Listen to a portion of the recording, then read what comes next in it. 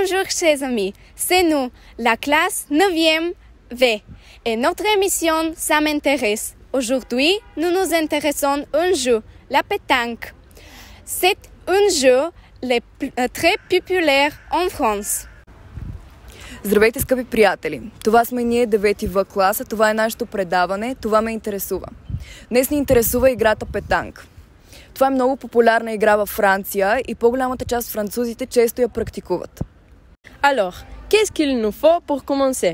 Quelques boules, un boulodrome et le président du club pétanque, Sofia Assenkouchef, qui nous expliqueront les règles. И така, какво ни трябва за да започнем? Няколко топки, подходящ терен и президентът на клуб петанк в София Асен Кукушев, който ще ни обясни правилата.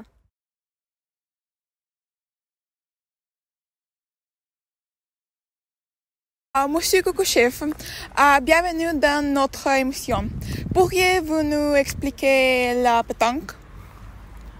Господин Кокашев, добре дошли в нашето предаване. Бихте ли ни обяснили петанк? Петанк е интересен френски спорт, който се практикува последния начин.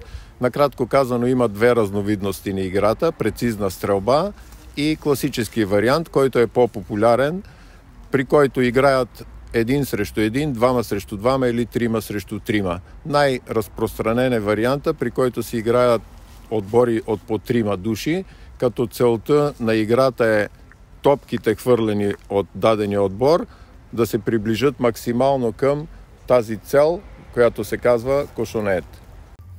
Madame Kokocheva est la présidente de la Fédération des Balkans.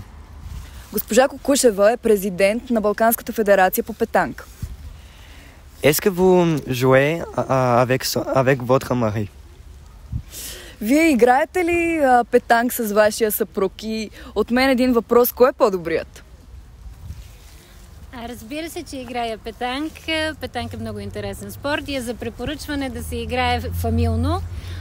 За това кой е по-добър между двамата, какво да ви кажа, всеки има различна позиция в петанк и не мога да кажа кой е по-добър. Аз съм по-добра в моята позиция като плантьор, той е по-добър когато избива. Да не се криви, лакътя да бъде прав, мах назад, мах напред и при отваряне на китката топката се претъркалва през слънта. Това е, грубо казано, цялата техника. Идеята ви ще съобразявам къде да тупне топката, някъде, примерно тук.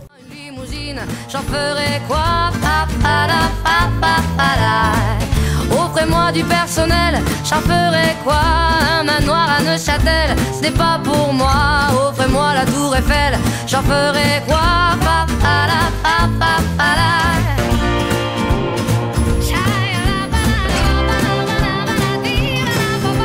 Je veux de l'amour, de la joie, de la bonne humeur. Ce n'est pas votre argent qui fera mon bonheur. Moi je veux crever la main sur le cœur. Allons ensemble découvrir ma liberté. Oubliez donc tous vos clichés. Bienvenue dans ma réalité.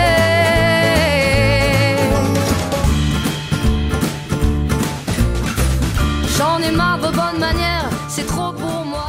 Moi je mange avec... Merci madame et monsieur Kokochev, c'était très intéressant d'avoir un jour français à Перник. Благодарим ви, беше много интересно да играем френска игра в Перник. И ние